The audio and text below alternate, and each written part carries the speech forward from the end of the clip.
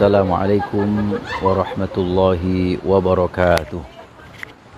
Alhamdulillahilladzi anzalal qur'ana hudan linnasi basyiran wa nadhira.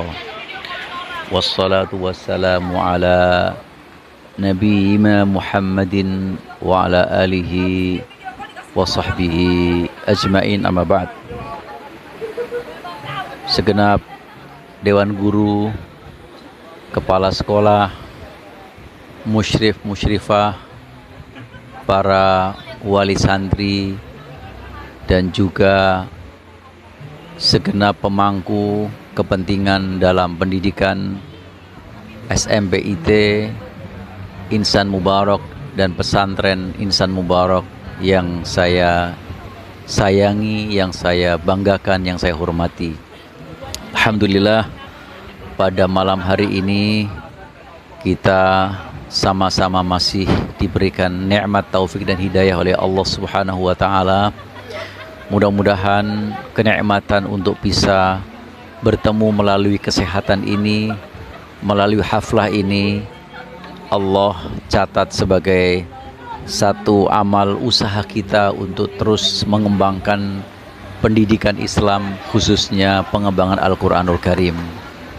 Salat dan salam tidak lupa sama-sama kita sampaikan kepada Nabi Agung, guru kita bersama Nabi besar Muhammad sallallahu alaihi wasallam, dan juga seluruh sahabat kerabat serta segenap pengikut setianya hingga akhir zaman. Bapak Ibu sekalian, pertama saya mohon maaf karena pada pertemuan atau haflah pada hari ini saya tidak bisa hadir secara fisik.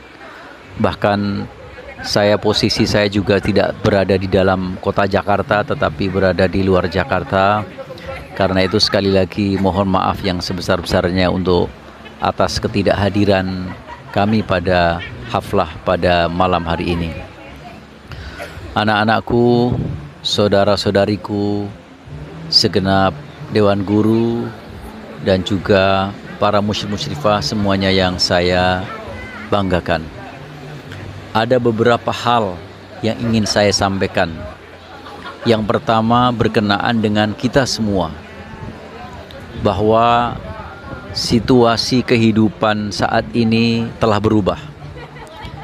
Berubah secara perilaku sosial, berubah secara kondisi ekonomi, dan berubah cara pendidikan dan cara mendidik kita dalam situasi sekarang dan ke depan nanti. Ini semua tidak lain adalah merupakan bagian sunnatullah, karena Allah Subhanahu wa ta'ala memastikan bahwa setiap zaman itu selalu akan ada perubahan, dan yang tetap hanyalah perubahan itu sendiri. Karena itu ketika kita tidak mampu berusaha untuk berubah, tidak mampu untuk menyesuaikan terhadap perubahan, kita akan tergeser oleh adanya perjalanan zaman sendiri. Di dalam ayat yang ke-11 surat Ar-Ra'd, surat 13, Allah berfirman, Innallaha la yughayyiru ma biqaumin hatta yughayyiru ma bi anfusihim. Allah tidak akan merubah situasi dan kondisi suatu kaum, baik itu kaum yang sifatnya sedikit seperti kita misalnya komunitas pendidikan, maupun kaum itu merupakan adalah umat, maupun kaum itu adalah rakyat dan bangsa.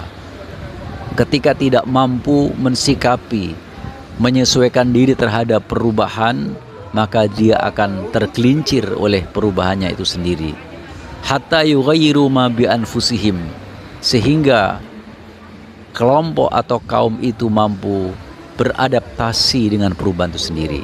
Demikian di dalam surat yang ke-13 ayat 11 menyatakan. Saudara sekalian, yang ingin saya tegaskan melalui sambutan yang sederhana ini adalah bahwa pertama, perubahan terhadap geopolitik kita. Ini artinya bahwa kita harus semakin cermat memilih pemimpin.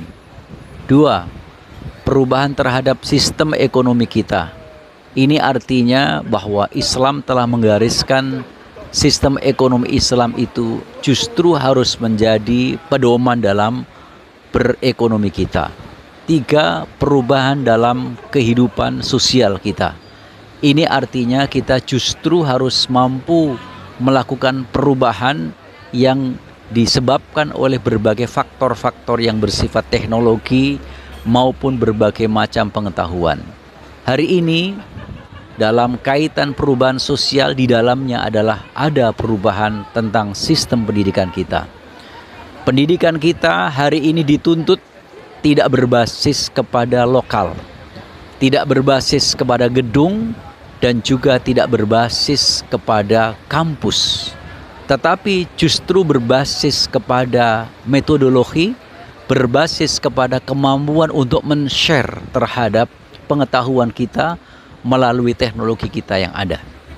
Karena itu saya mengajak kita semua untuk berpikir, untuk berkreasi, untuk melakukan berbagai inovasi-inovasi, bahwa ke depan, di depan mata kita ini, yang justru semakin dituntut ini adalah sebuah tawaran konsep yang sesuai dengan perubahan informasi teknologi yang sangat dominan ini.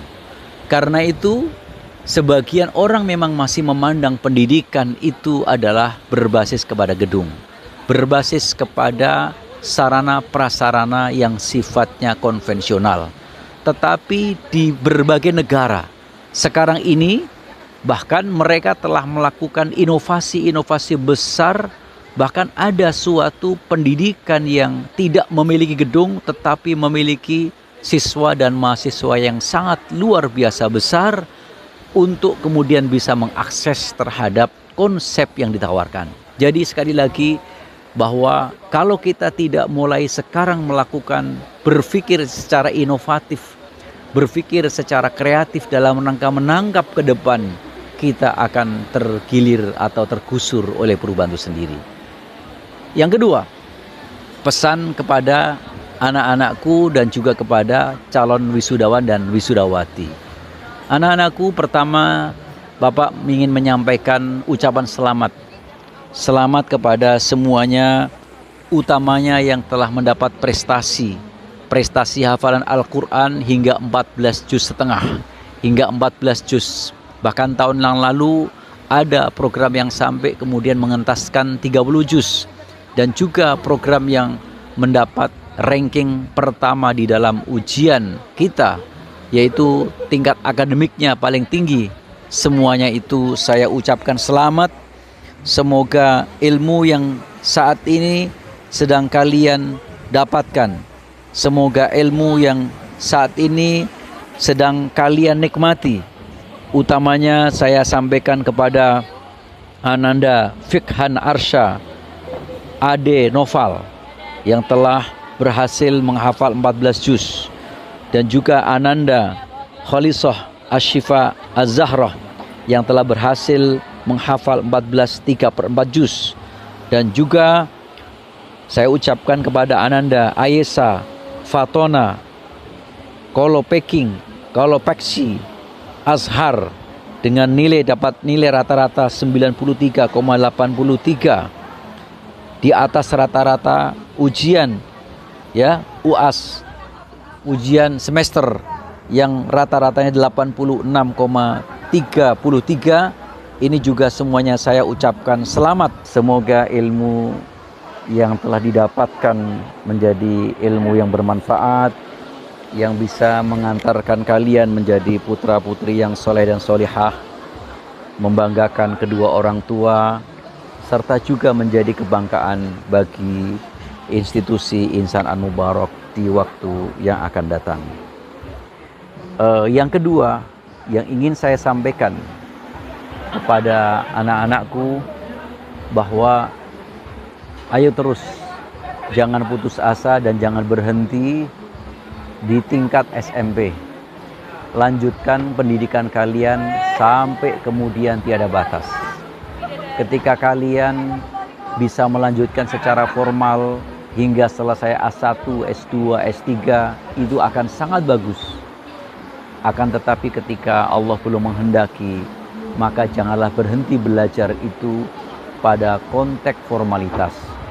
Hari ini peluang untuk bisa sukses tidak harus selalu dari pendidikan yang formal, tetapi terlalu banyak pendidikan yang non formal itu juga menjadi ladang atau sarana untuk kunci sukses. Yang ketiga yang ingin sampaikan kepada kita semuanya, Bapak Ibu sekalian, kita semua tahu bahwa pendidikan ini, khususnya pendidikan SMPIT dan Pondok Pesantren Insan Mubarak, tidak semata-mata pendidikan untuk mencari satu keuntungan.